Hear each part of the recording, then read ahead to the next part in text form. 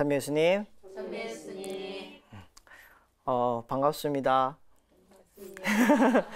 예, 오늘도 하나님 안의 참 평화 이제 네 번째 시간인데 오늘은 삶의 태도로서 금단에 대한 이야기 지난번에 이어서 이렇게 하려고 합니다.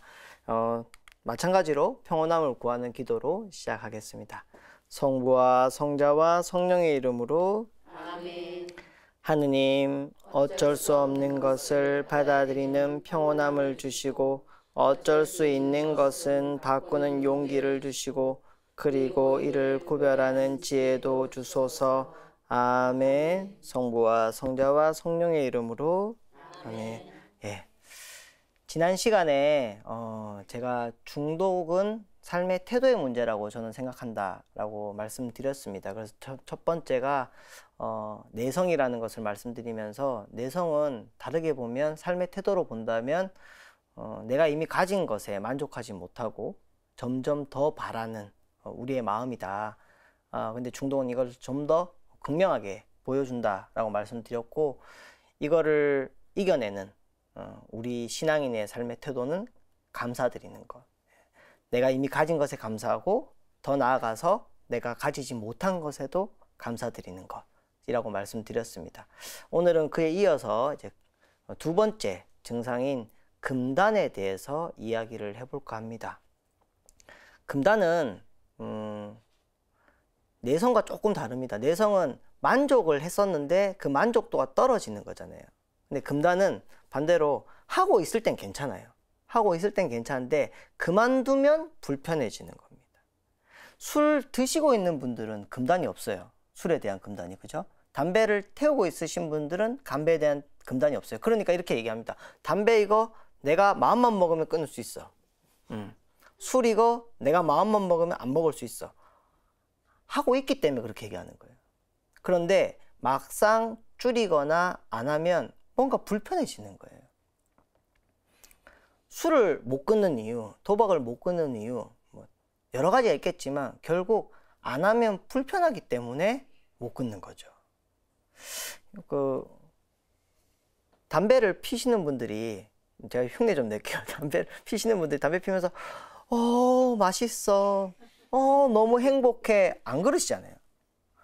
사실 담배값이 생각보다 비쌉니다. 예. 담배를 한 달, 1년을 안 피면 그 돈이 상당해요. 그죠? 그런데 막상 그렇게 좋지도 않으면서 왜 필까? 좋아서 피는 게 아니라 안 피우면 불편해지는 거예요. 왜? 내 몸이 피고 있는 상태를 정상으로 느끼고 있기 때문에 안 피고 있을 때 불편해지는 거죠. 제가 저번에 말씀드렸지만 알코올 중독 환자들이 술을 좋아서 마시는 거 아니라 그랬죠. 예, 좋아서 마시는 게 아니라 술이 들어간 상태가 내 몸이 정상인 거예요. 서울역이나 이런 데 가보시면 노숙하시는 분들 중에 술 문제 있으신 분들 있습니다. 노숙하는 분들이 다 술 문제 있는 건 아닙니다. 그렇지만 술 문제를 가지신 분들이 있어요. 그런데 약간 말이 조금 이상하거나 이럴 때 저 사람 술 챘나 보다 생각할 수 있는데 술이 취해서 그럴 수도 있고요. 술이 안 취해서 그럴 수도 있습니다. 술을 안 마시면 오히려 말을 이상하게 하고 정신도 약간 온전하지 못할 때가 있어요. 근데 술이 들어가면 말도 더 또렷하게 하시고 몸도 더 잘 움직인다는 거예요.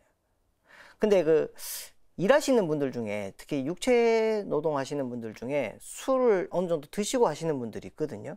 근데 그분들 하실 때 술이 어느 정도 들어가야 몸이 잘 돌아간다고 이렇게 얘기하시는데 그게 이제 워낙 일상화되다 보니까 그게 그냥 정상처럼 느껴지지만 다른 말로 하면 내 몸에 술이 이제 의존도가 높아진 거죠. 그러니까 술이 없으면 일이 힘이 안 난다는 거예요.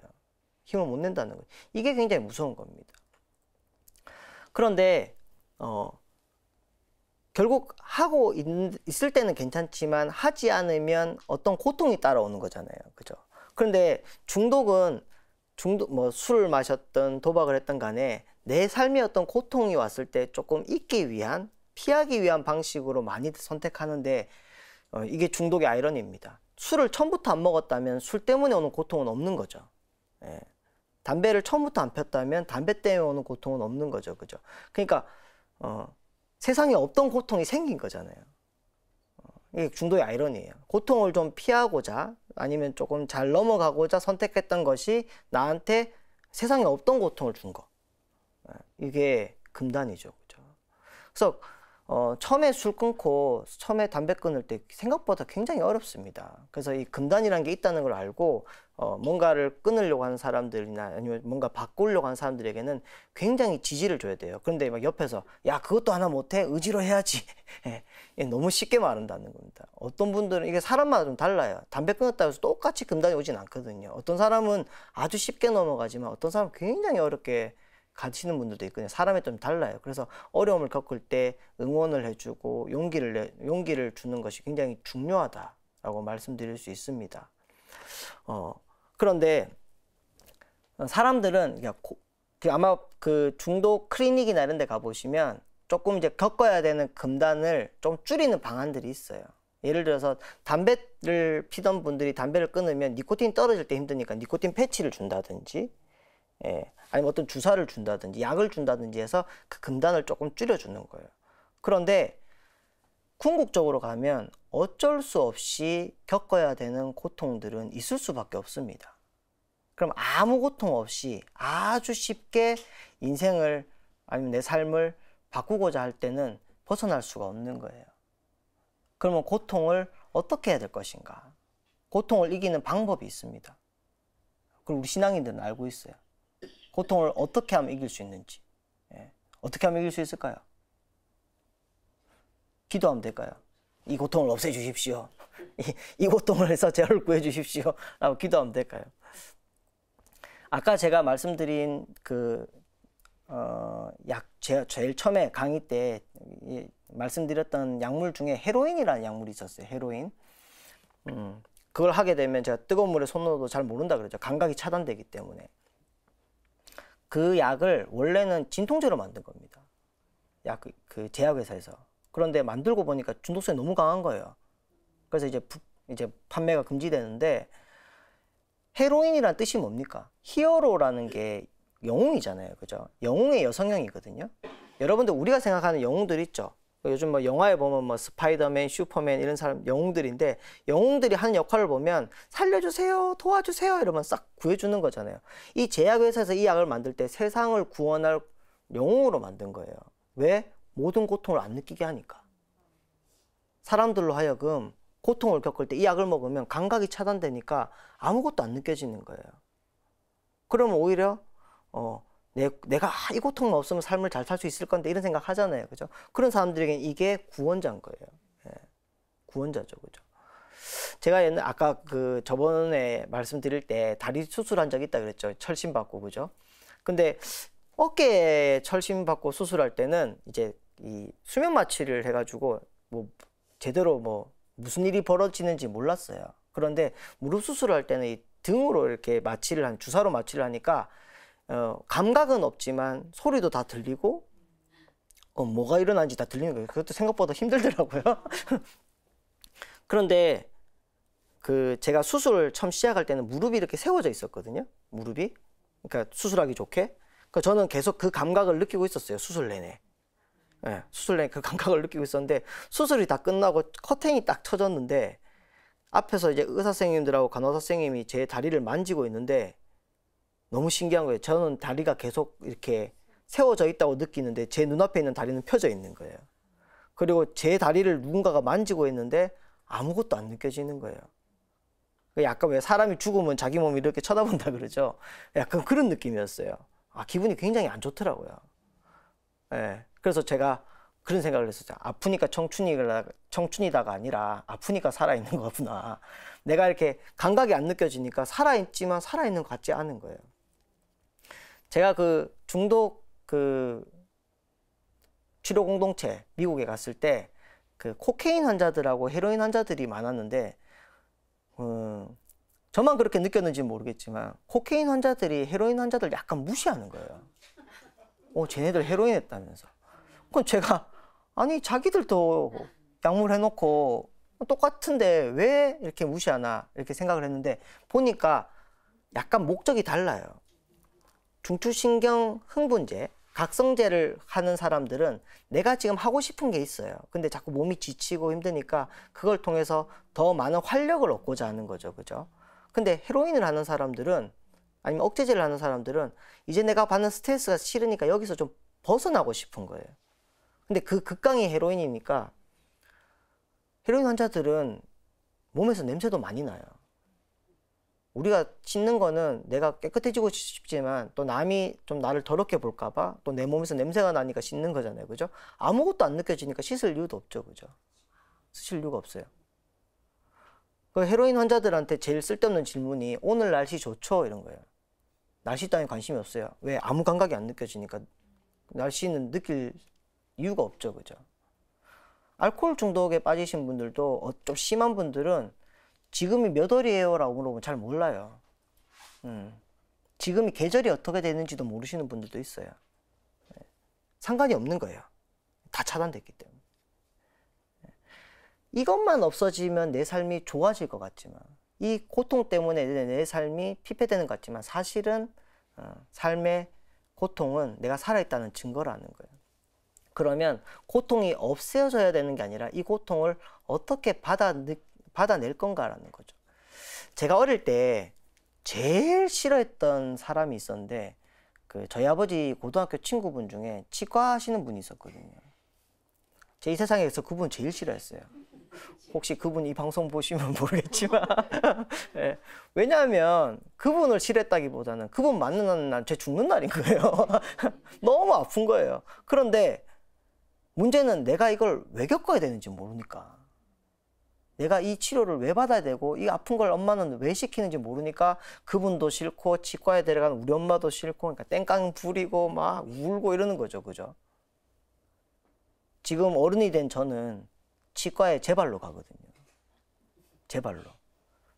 그리고 나오면서 심지어 제 돈을 줍니다. 그죠? 그리고 감사합니다라고 하고 나와요. 지금도 치과 치료는 아파요. 하기 싫고 가기 싫고. 근데 태도가 달라졌죠. 뭐가 달라졌는가?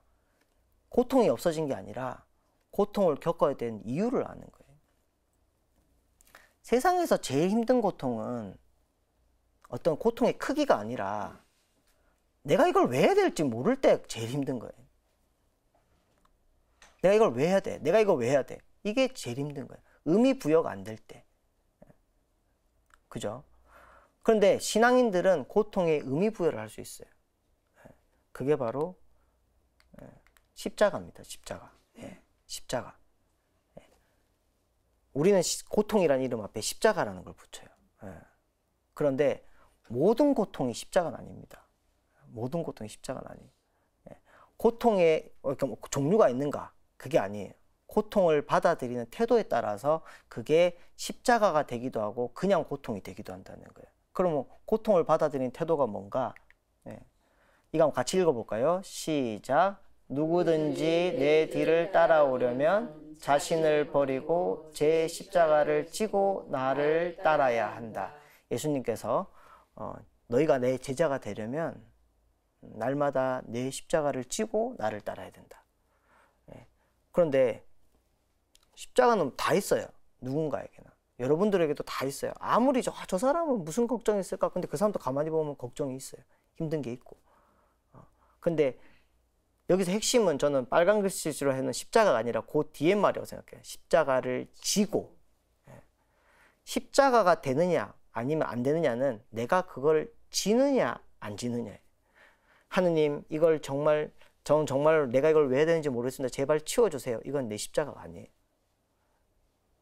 하나님, 제가 이걸 진짜 왜 해야 되는지는 모르겠지만 이 안에서 당신의 뜻이 있다면 제가 이것을 통해서 당신의 뜻을 살도록 이끌어 주십시오 라고 기도할 때 이게 내 십자가가 되는 거예요.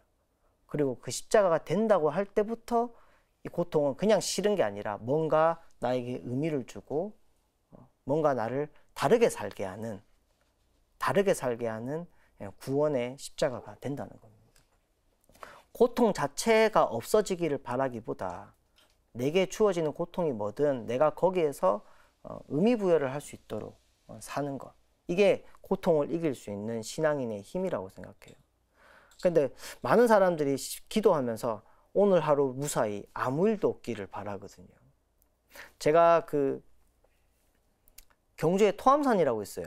석굴암이 있는데 그 저희 고모가 거기 사셔가지고 제가 가끔 거기 가거든요. 근데 한 번은 12월 31일 날 그 앞에 갔었는데 어차피 여기 온 거 1월 1일 날 해 뜰 때 한번 해돋이라도 보러 갈까? 그래서 아침에 알람을 4시에 맞춰놓고 이제 아침에 새벽에 일찍 일어나서 해돋이를 보러 가야겠다. 그래서 4시에 일어나서 딱 갔어요. 그러니까 이미 통제됐어요. 사람들이 너무 많아가지고 지금부터 이미 못 올라가네요. 그만큼 사람들이 많더라고요. 1월 1일 날 뭐 사실 똑같은 해지만 사람들은 새해 소망을 담아서 해를 보면서 기도하잖아요. 그죠? 그런데 사람들이 제일 많이 비는 소원이 뭔가 이루어달라, 뭐 취업하게 해달라, 뭐 아픈 거 낫게 해달라, 우리 아들 잘 되게 해달라, 많은 소원이 있지만 그보다 더 많이 하는 소원이 뭐냐면 올 한 해도 무사히 아무 일도 없기를 바래요. 아침에 눈을 뜰 때도 기도, 뭐 우리 이것도 하게 해주고 저것도 하게 해주시고 이렇게 막 기도하지만 사실은 더 많이 바라는 거는 오늘 하루 무사히 아무 일도 없기를 바란다는 거예요.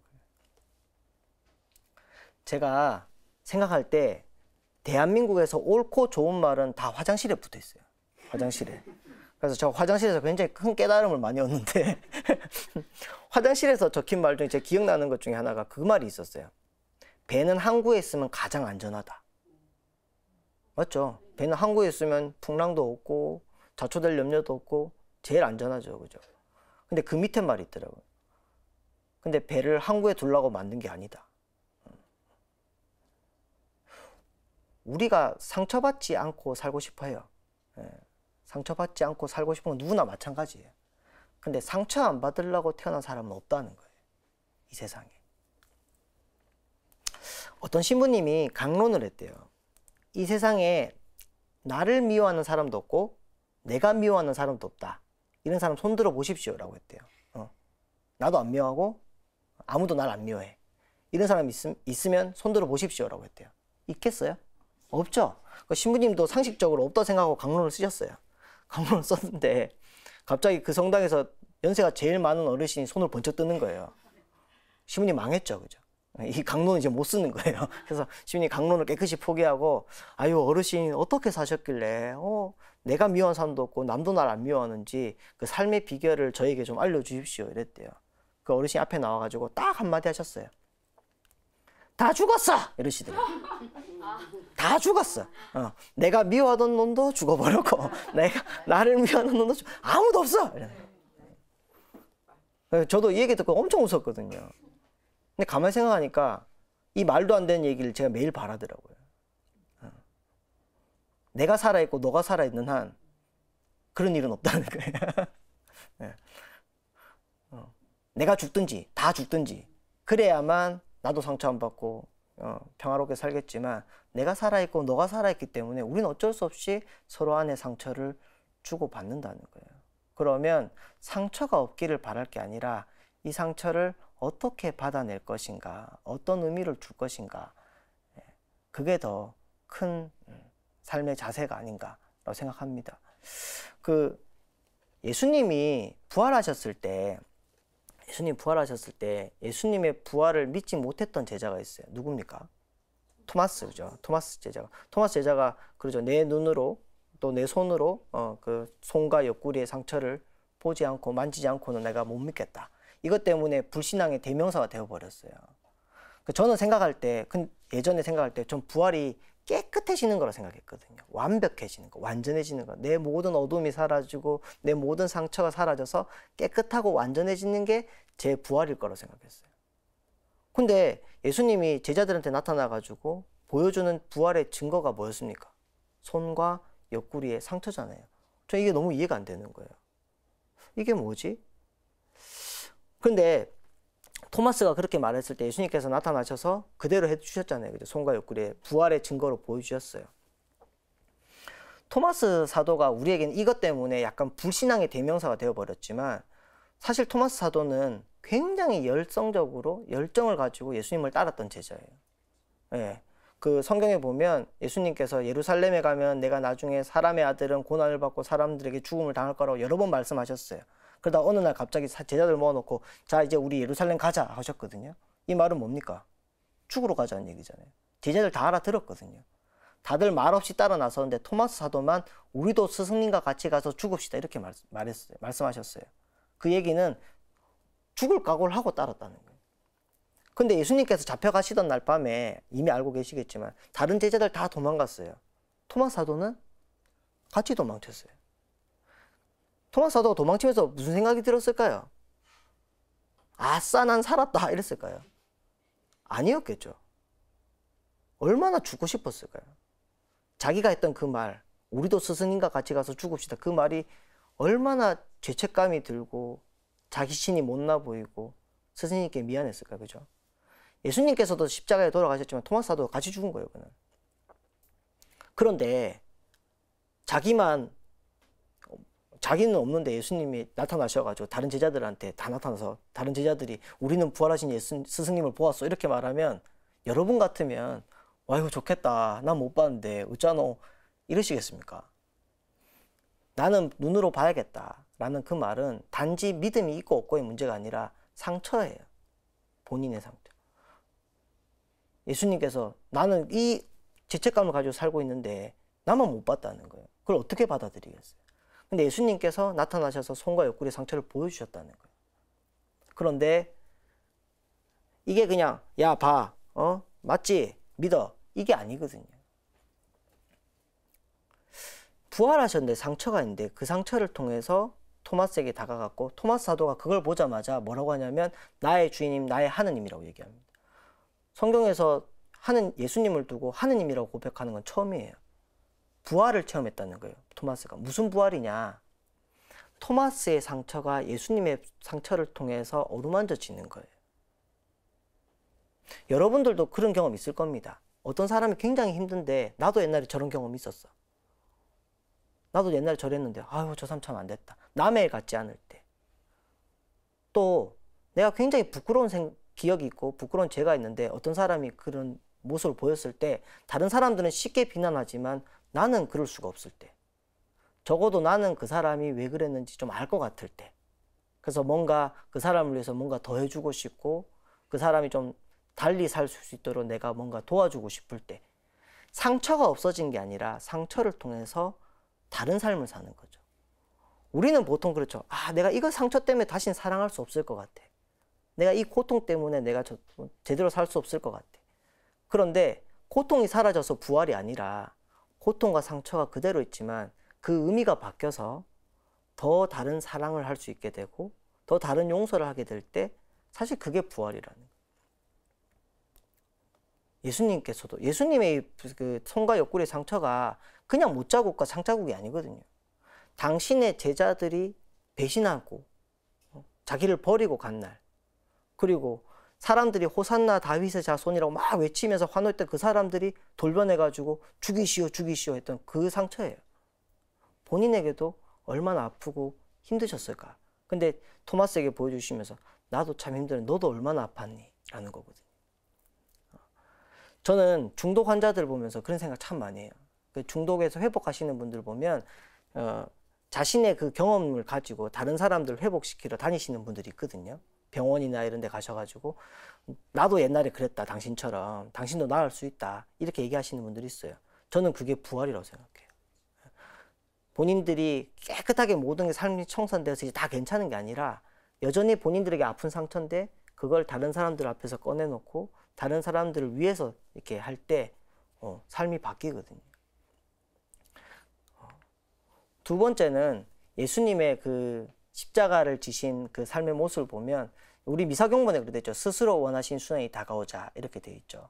근데 영어에서는 우리나라 미사경본은 지금 바뀐 게 없어요. 그대로예요. 근데 미국 그 미사경본은 예전에 쓰던 거에서 문구가 조금 바뀌었어요. Before he was given up to death, a death he freely accepted. 그러니까 예수님께서 자유롭게 그 죽음을 받아들이셨다라는 거예요. 근데 자유롭다는 말이 기쁘게 즐겁게 이게 아니라 당신이 의지를 가지고 받아들이셨다. 근데 그게 좀 바뀐 미사경본에서 조금 더 이제 명확해진 것 같아요. At the time he was betrayed. 그러니까 그 배신의 때가 됐을 때 and entered willingly into his passion. 그러니까 그 고통 속으로 들어가기를 의지를 가지고 들어가셨다. 우리가 아, 나 이거 못하겠어. 나 이거 안 할래. 이럴 때는 고통은 그냥 힘들기만 해요. 그런데 내가 이게 무슨 뜻인지 모르겠어. 그래, 내가 이거 받아내겠어. 라고 했을 때 의미가 바뀐다는 거예요. 제가 예전에 본당에 있을 때 그 미사를 할 때 주님의 기도 전에 제가 이랬어요. 그냥 그 복음의 어떤 내용이나 강론의 내용을 약간 요약해서 이런 마음으로 다 함께 주님의 기도를 바칩시다. 이런 식으로 했거든요. 근데 어떤 자매님이 그게 좀 마음에 안 들었나 봐요. 그래서 제가 저한테 전화가 오죠. 사제관으로 전화가 오셔갖고 요즘 젊은 신부들은 왜 그렇게 잔말이 많냐면서 이렇게 말씀하시는 거예요. 그러니까 제가 너무 놀랬어요. 근데 자꾸 듣다 보니까 저도 화가 나는 거예요. 한마디 해주고 싶고, 저 딴에는 뭔가 노력한 거고 성의를 보인 건데 아무리 좀 본인이 마음에 안 들었다 하더라도 이렇게까지 이렇게 말씀하셔야 되나라는 생각이 드는데 화가 막 나는 거예요. 근데 제가 그때 청년회를 운영하면서 청년회 친구들이 어떤 어려움이 있을 때 내가 얘를 꼭 데리고 가야 되는가, 내가 얘를 꼭 이렇게까지 해야 되는가 할 때 제가 그렇게 기도하라 했거든요. 주님, 제가 저 친구의 조장입니다. 아멘. 뭐 이렇게 기도하라 그랬거든요.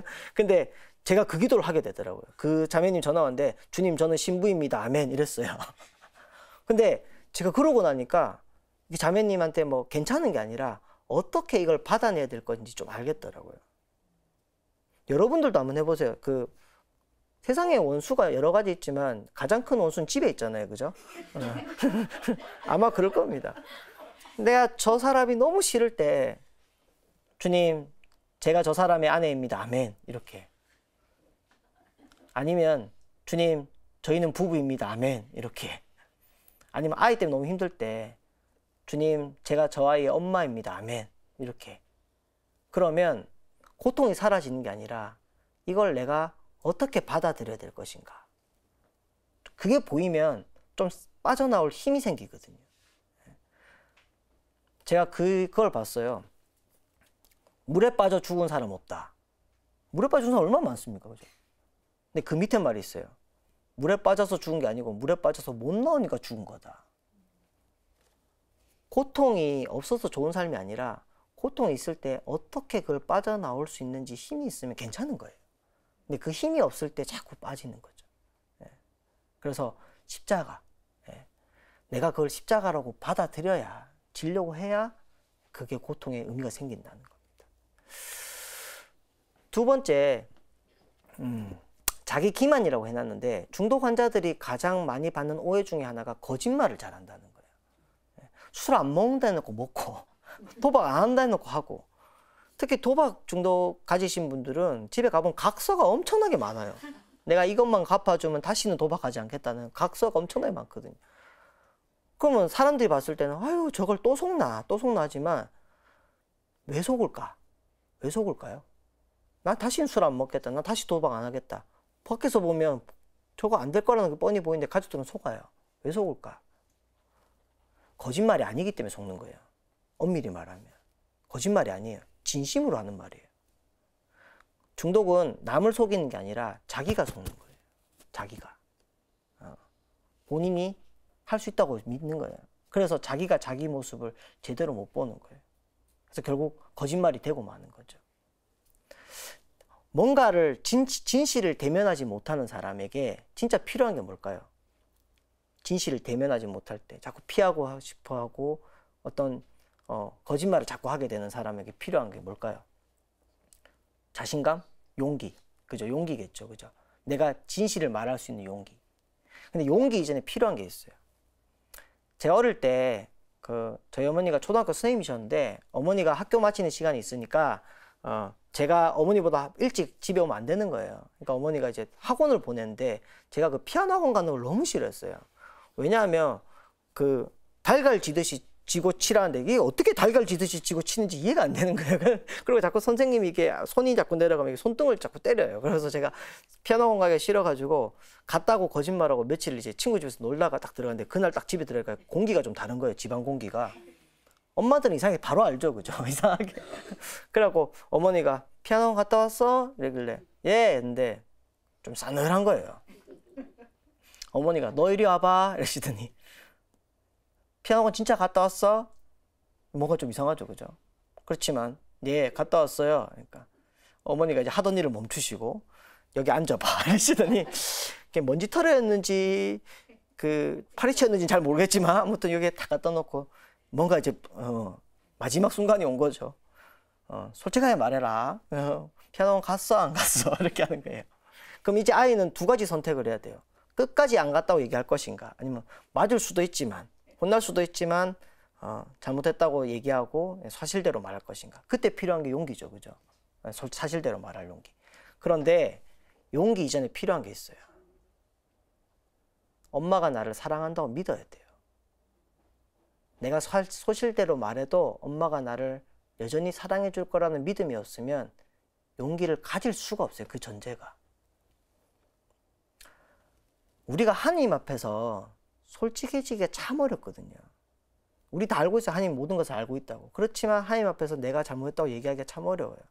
그런데 우리는 그 용기가 없어서 그렇다고 생각하지만 조금 더 근원적으로 들어가면 하느님이 계시다고 믿는 사람도 많고 하느님이 힘이 있다고 믿는 사람도 많은데 하느님이 나를 정말로 사랑한다는 그 믿음이 없는 경우가 너무 많아요.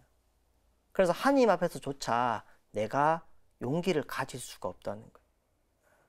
그래서 자기 기만을 벗어나는 것은 결국 내 탓이요. 내 탓이요. 솔직하게 내 잘못을 인정하는 게 아니라 하나님의 사랑을 믿기 때문에, 하나님께서 나를 용서해 줄 거를 믿기 때문에, 그리고 내가 변할 수 있다고 믿기 때문에 내 탓이요라고 말할 수 있다는 거예요. 그래서 여러분들 미사할 때 그냥 작게 이렇게 치지 마시고 당당하게 자신감을 가지고 하나님께서 나를 사랑한다는 그 믿음을 가지고 내 탓이요라고 말할 수 있었으면 좋겠습니다. 그래서 중독에서 금단과 그 다음에 자기 기만에 대해서 오늘 말씀을 드렸습니다. 오늘 잘 들어주셔서 또 감사드립니다. 감사합니다.